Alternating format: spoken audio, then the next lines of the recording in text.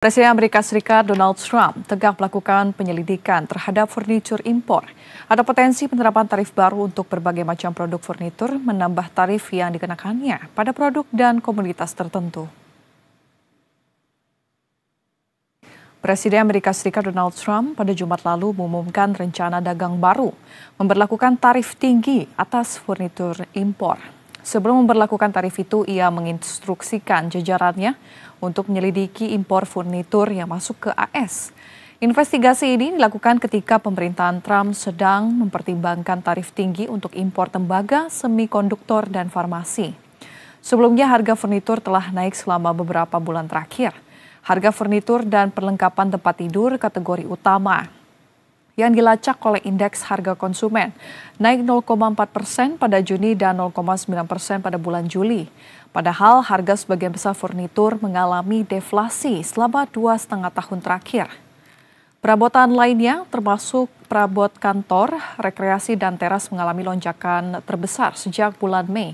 Harga naik 1,5% pada Mei, 1,6% pada Juni, dan 1,5% pada bulan Juli. Kenaikan dipicu aksi Donald Trump menaikkan tarif dagang ke sejumlah negara termasuk China dan Vietnam, dua sumber utama impor furnitur.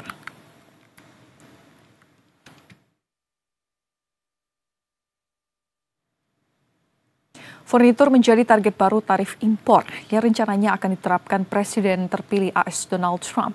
Padahal Amerika Serikat selama ini merupakan pasar utama bagi ekspor mebel dan kerajinan Indonesia. Jika benar diterapkan, bagaimana nasib industri furnitur nasional? Dan untuk membahas lebih lanjut, kami sudah terhubung secara virtual dengan Ketua Umum Himpunan Industri Mebel dan Kerajinan Indonesia atau HIMKI, Bapak Abdul Sobur. Selamat siang, Pak Sobur.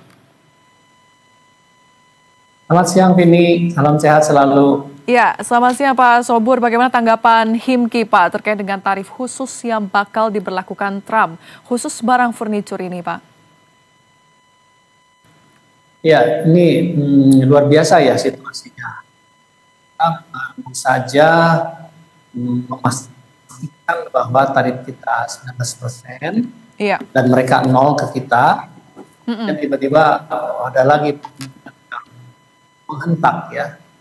Dan ini kira-kira akan menjadi pukulan besar mungkin bagi kita. Bagaimanapun kan ekspor kita masih dominan, 51,5% ya. Ke Amerika Serikat yang sebelumnya 54%, ya, ada penurunan sedikit. Walaupun secara angka keseluruhan kita mengalami pertumbuhan ya, kurang lebih sekitar 7,5% ya di sana. Namun demikian kita ketahui bahwa mungkin kita tahu bahwa ekspor nasional kita 2,5 miliar dolar dan menampung lapangan kerja sekitar 2,1 juta lapangan kerja, dan ini cukup signifikan kalau terjadi hantaman dengan tarif tinggi Amerika Serikat. Iya, Pak Sobur, namun sebetulnya porsi ekspor kita ke pasar Amerika Serikat sebetulnya berapa persen sih Pak? Ya, cukup signifikan ya, di atas 50%, tepatnya 51,5%, yang sebelumnya 54% di tahun lalu. Ada penurunan sedikit. Oke, ada 50-an% begitu ya ekspor kita ke pasar Amerika Serikat. Ya, Pak Sobur, kita akan lanjutkan dialog, tapi kita harus jeda terlebih dahulu. Ya, pemirsa Investor Market Today akan kembali usai jeda, tetaplah bersama kami. Ya, pemirsa, kita akan lanjutkan dialog dengan Pak Abdul Sobur selaku Ketua Umum Himpunan Industri Mebel dan Kerajinan Indonesia terkait dengan tarif impor Trump terhadap furnitur begitu ya. Ya, Pak Sobur, AS merupakan pasar penting bagi ekspor furnitur Indonesia. Jika benar tarif tinggi diberlakukan oleh Trump, seberapa besar ancaman ini terhadap pelaku mebel dan kerajinan dalam negeri, Bapak? Ya, pastilah ini bisa paham. Lebih dari 50% kita ekspor ke Amerika Serikat, sementara ke seluruh dunia ya, di bawah 50%. Terbayangkan ya, ketika tarif itu benar-benar efektif, kan pasti itu pukulan, bukan hanya kepada industri besar, tapi juga ke industri penopang lainnya, bahkan itu yang sebagian besar mereka mengarahkan ekspornya ke Amerika Serikat. Ini mulai dari bahkan bahkan para desainer pun akan ikut di situ. Karena bagaimanapun sadari terbesar kita masih ke Amerika. Oke. Bagaimana tren ekspor mebel Indonesia ke AS dalam beberapa tahun terakhir, Pak? Apakah masih menjadi pasar utama dibandingkan Eropa ataupun Asia? Ya, kita sangat fokus ya, pasar Amerika dianggap sebagai yang utama dan terjadi pertumbuhan, terutama di 2021 tinggi sekali. Sampai hari ini, walaupun di Amerika sendiri ya, ada decline, ada mengalami penurunan, tapi kita masih bertumbuh. Jadi artinya mebel dari Indonesia memang bukan di Amerika Serikat. Sebab apa? Barang-barang yang kita beli mungkin berbeda dengan yang dari Cina, Vietnam, Meksiko, bahkan dari India dan Malaysia. Ada sisi seperti dari tropical tropis yang berbahan solid, kemudian desain yang unik, itu mempunyai komparasi yang bisa dibedakan oleh pasar. Walaupun segmen kita itu masih relatif sangat kecil ya. Kita ini baru 2,1% ya, dibanding misalnya Vietnam udah 24%, China 25%. Kita masih di bawah Malaysia, Ya. di bawah India. Ya. Tapi ada ruang untuk itu. Oke. Pak Sobur, sebelum melanjutkan dialog mungkin bisa didekatkan terlebih dahulu ya mic-nya supaya audionya tidak terputus-putus, Bapak. Mohon maaf. Oke, Bapak, terima kasih. Pak Sobur, industri mebel banyak ditopang UMKM. Seberapa besar potensi dampak tarif ini terhadap UMKM mebel dan kerajinan, Pak, yang mungkin daya tahan ini lebih kecil dibandingkan dengan perusahaan besar? Ya pasti, UMKM rentan ya, bahwa akses mereka terhadap pembiayaan juga kan perusahaan besar. Ya, UMKM ini kan relatif mempunyai kondisi-kondisi yang harusnya dibantu hidup oleh pemerintah dalam banyak hal ya, ketimbang perusahaan besar. Jadi pasti yang paling duluan terdampak UMKM, ya, karena mereka harus bisa bahan baku yang mungkin volumenya tidak banyak sehingga harganya mahal. Ya. Logistik juga demikian. Tersediaan modal kerja ini yang menjadi kami untuk memastikan bahwa UMKM bisa survive, karena bagaimanapun kan 85% dari total anggota kami itu kan UMKM. Iya, Pak Sobur, sebetulnya ada berapa banyak kira-kira UMKM mebel dan juga kerajinan yang ada di Indonesia? Apakah cukup banyak, Pak, sehingga ini juga harus menjadi perhatian pemerintah? Ya, betul sekali. Kalau kita di kami ya lebih dari 2.500 dan 85% itu adalah UMKM, bisa kita bayangkan ya. Iya. Lapangan kerja yang terhimpun hampir 2 juta. Cukup besar. Jadi disebut intensif itu ternyata di industri kami. Dan kalau ini gagal, kalah di depan. Pemerintah saya kira sudah memahami itu, bagaimana menyiapkan satu langkah strategis untuk memastikan bahwa industri kami tetap bisa survive dan tetap mencetak devisa bagi negara. Oke, ada cukup banyak UMKM furnitur dan juga mebel di Indonesia, Bapak. Nah, apakah HIMKI ini sudah melakukan perhitungan dampak atau menyiapkan langkah antisipasi agar industri tidak terpukul, Pak? Misalnya dengan diversifikasi pasar ekspor? Ya ada, kita sudah lama berpikir, bahkan sejak sebelum COVID pun kita mengarah ke pasar yang juga di luar Amerika Serikat. Namun kan kondisinya kan juga berturut-turut tuh. Setelah COVID itu kan ada perang juga, Iya. perang Ukraina dengan Rusia. Jadi pasar Eropa itu mengalami penurunan. Kita harus akui bahwa pasar Amerika yang paling aman. Walaupun sekarang ada ruang baru ya. Indonesia, ini kan juga menarik ya. Tarif di situ akan menjadi longgar, bahkan mungkin ruang untuk masuk ke Eropa. Kita juga melihat ada pasar ya, itu cukup bagus, stabil ya. Saya sendiri juga lebih banyak ekspornya ke sana.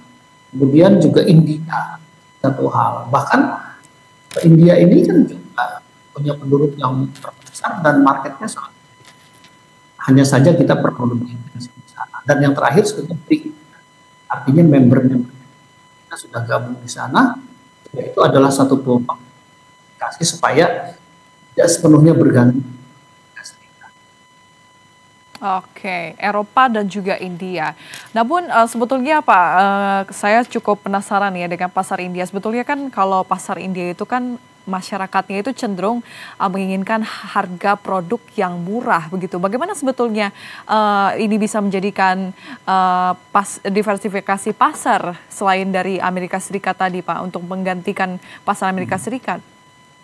Ya kan pasar itu ada levelnya, ada yang atas, dan kalau kita lihat dari posisi masyarakat India, terutama di negara-negara kuat seperti Mumbai, Mumbai, Delhi, itu bisa dibilang masyarakat kaya-kaya itu ya. Jadi kalau kita wilayah yang kaya, besar sekali, ini ya.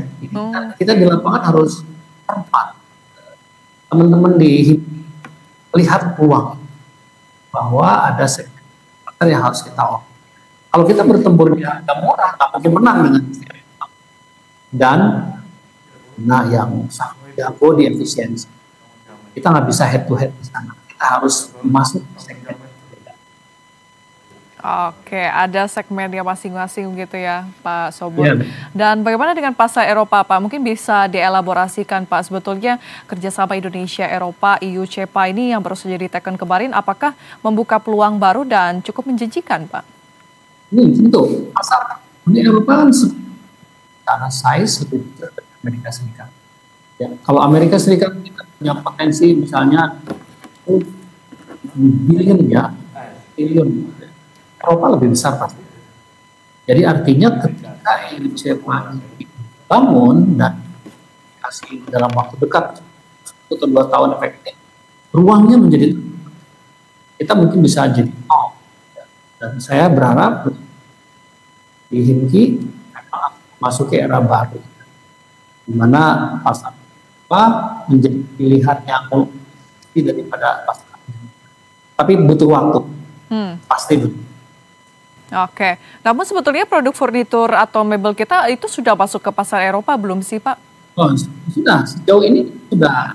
Setelah Amerika Serikat kan ke Eropa. Kita kan pasar wisata mendekati 25% gitu ya. Cuman memang sejak perang kemarin mengalami penurunan. Eropa kan secara ekonomi sekarang mengalami penurunan. Jerman, Belanda, Inggris dan lain-lain mengalami. Tapi hitungan kami ketika misalnya perang berakhir, situasi ekonomi baik, pasti daya beli meningkat, pada akhirnya EU CEPA ini akan kita bisa jalankan. Ya, bukan hanya mungkin kita bisa bikin usaha di sana, boleh itu ya, kita bikin macam market hub ya, bisa mengakses di dalam lagi ada di Jerman untuk supaya produk-produk lancar masuk ke sana. Iya. Pak Sobur, sebetulnya menurut kacamata Anda seberapa besar sebetulnya pasar Eropa ini penetrasinya jika kita maksimalkan ke depannya, Pak?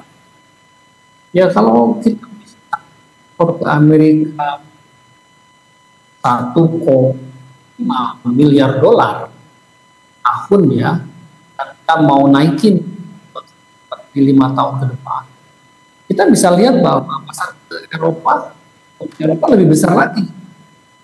Cuman harus selama ini banyak catatan,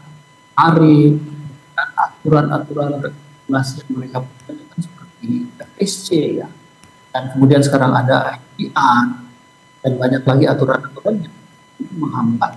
Nah, ketika CEPA ini diratifikasi dan dalam waktu dekat misalnya 1 atau 2 tahun efektif, maka ruang kita bahkan bisa nol. Nah, di situ akan terjadi. Iya. Dan kita sudah cukup. Iya, berarti selama kalah kita ya, karena mereka sudah punya PE lebih lama. Iya, regulasi EUDR juga ini cukup menghambat ya, Pak Sobur. Iya, pasti karena lumayan kompleks ya. Tetapi kita dituntut untuk dengan mereka Dan mau nggak mau karena pengaturan itu kita harus. Tetapi di lain pihak misalnya CEPA ini juga membuka ruang mungkin mereka lebih fleksibel kepada kita. Oke, dengan adanya kerjasama Indonesia, Eropa, EU, CEPA ini sebetulnya apakah mempengaruhi regulasi IUDR tersebut, Pak Sobur? Apakah lebih longgar begitu atau sebetulnya sama saja, Pak? Mungkin tetap sebagai aturan IUDR itu dijalankan, namun ketika EU CEPA payung yang lebih besar, ada pasti ruang kompromikan di sana. Mungkin seperti aturan kita punya ya, kita bisa comply. Mereka bisa mengakui kayak semacam recognition mutual, sehingga barang-barang yang dari kita juga bisa diperlakukan sama seperti halnya barang mereka masuk ke kita, gitu ya kan. Di CEPA ini kan pastikan transparansi dari itu, ya. Jadi kan resiprokal, adil mestinya. Jadi kalau ada hambatan yang perdagangan kita atas kan bisa kita protes. Iya. Aku surplus dong. Tinggal dong. Perusahaan Amerika kan saya enak yang dia aja gitu. Dia kan kita 19% dan sekarang pun. Ya, dengan Uni Eropa rasanya kita lebih setara gitu ya. Nah, rasanya mereka lebih beradab gitu. Amerika Serikat. Iya, Pak Sobur, jika ekspor mebel terganggu, sektor apa saja yang akan ikut terdampak, Pak? Pasti ya, kalau mebel kan gunanya banyak. Ada supporting industry, bahkan mungkin kalau kita bisa saksikan di lapangan, itu bukan hanya sektor langsung, pendukung-pendukungnya, industri itu kan besar sekali. Mungkin termasuk bocah ya, yang selama ini itu bahasa yang selama ini nongkrong di tempat, tapi juga itu terdampak. Dan lapangan kerjanya. Ya. Makanya adanya dukungan yang baru ya Pak Yudhoyono tuh kami sangat dia akan membuat satu terobosan kami harapkan. Kita udah diskusi dengan rekaman sebelum beliau kemarin ya. Berarti ini juga berpotensi untuk menaikkan harga furnitur juga ya Pak Sobur? Pasti. Di lapangan pasti akan. Sekarang aja udah ada kenaikan. Ya. Dengan bahan baku yang naik, bahkan UN nanti juga naik, ya. Lain-lain pasti kan berat juga ya, karena tarif juga naik. Sebetulnya kalau tarif kan yang terdampak konsumen, masyarakat Amerika sendiri yang menanggung biaya. Namun buyer biasanya suka minta reduksi, berbagi harga ya, berbagi beban lah, misalnya tolong dong dibagi dua ya, beban kompetitif di sana. Oke, dengan potensi kenaikan tarif, apakah produk Indonesia masih bisa bersaing Pak di pasar global, terutama dengan negara seperti Vietnam atau China yang juga besar di furnitur? Sulit kita bertempur dengan mereka. Mereka punya industrialisasi yang sangat di dunia mungkin saya kira nggak ada yang bisa melawan China dan Vietnam gitu ya. Mereka mempunyai regulasi yang sangat senang dibanding kita jauh. Ya mungkin cukup 2 dokumen ekspor buat mereka. Kita masih 5 sampai 7 dokumen ya. Dengan infrastruktur mereka sangat jago. Jadi kita harus untuk tidak head to head produk yang sama. Kita harus dorong ke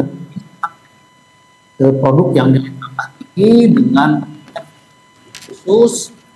Sebenarnya kita coba menghindar, kalau enggak kita pasti akan loss.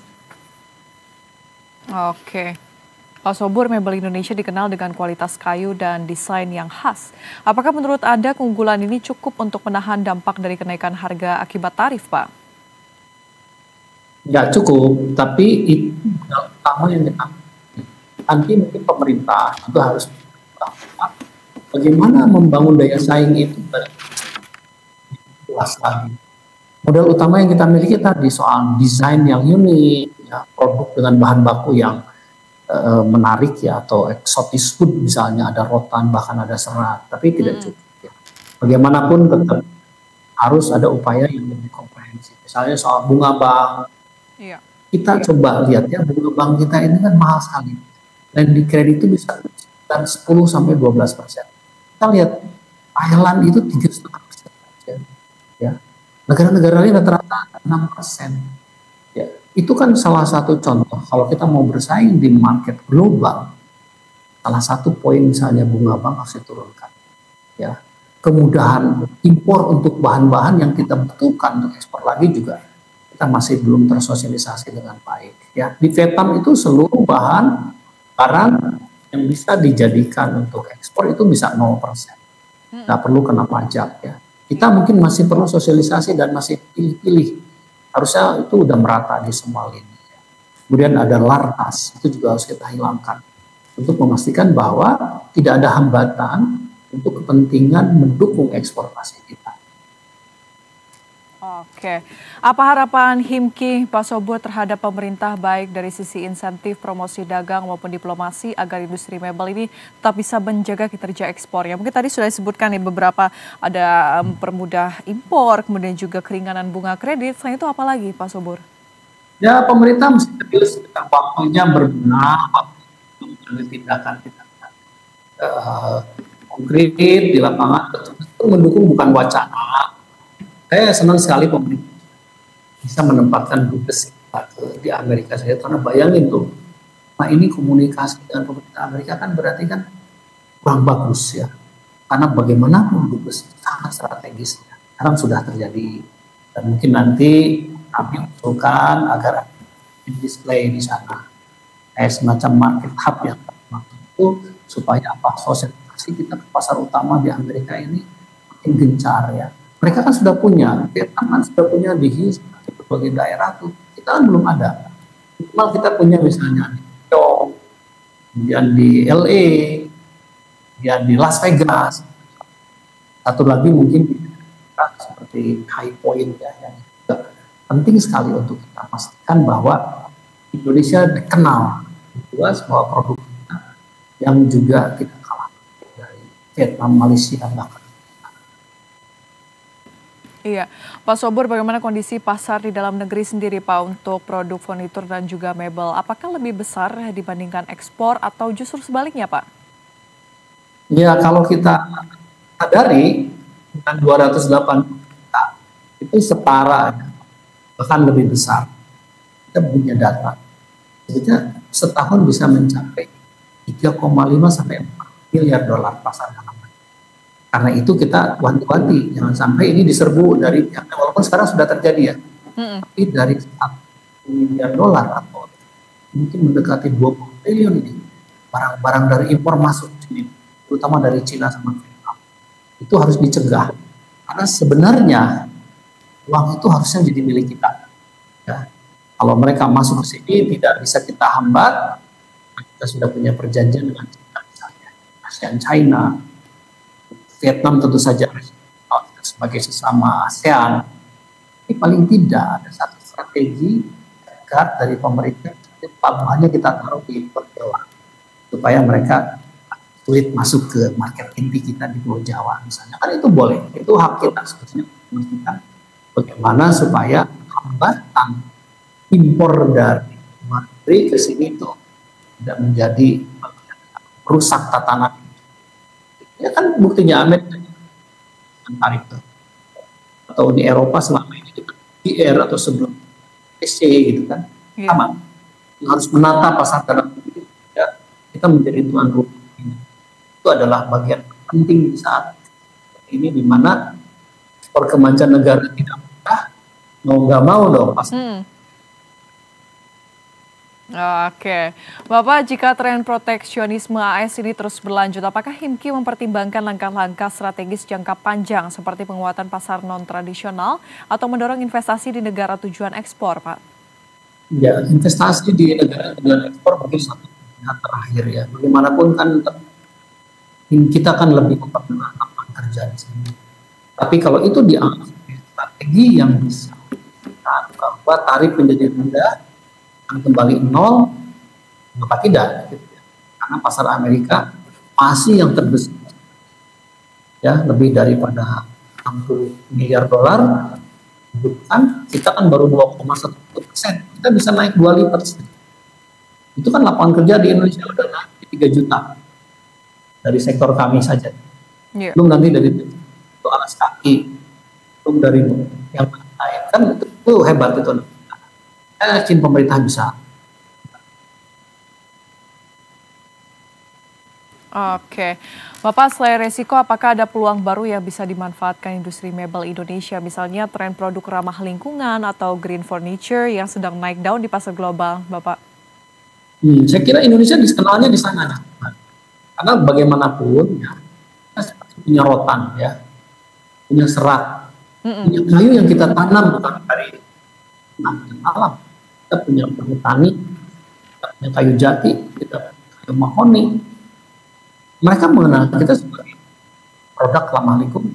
Tinggal memungkinkan bagaimana kita untuk naikin nilai tambah supaya masuk ke kategori bahwa produk Indonesia itu selain ramah lingkungan, keunikan, desain bagus, dan dia berbeda dengan dari Vietnam dan China. Itu salah satu poin yang harus di-campaign di sana. Yeah. Nah itu tadi market hub ya, atau narasi-narasi yang itu harus dijalankan. Mungkin dengan duta besar yang baru, saya yakin Pak Indroyono akan melakukan di lapangan. Iya, Pak Sobur, terakhir Bapak Indroyono Susilo ini sudah resmi menjabat sebagai Dubes RI di Washington.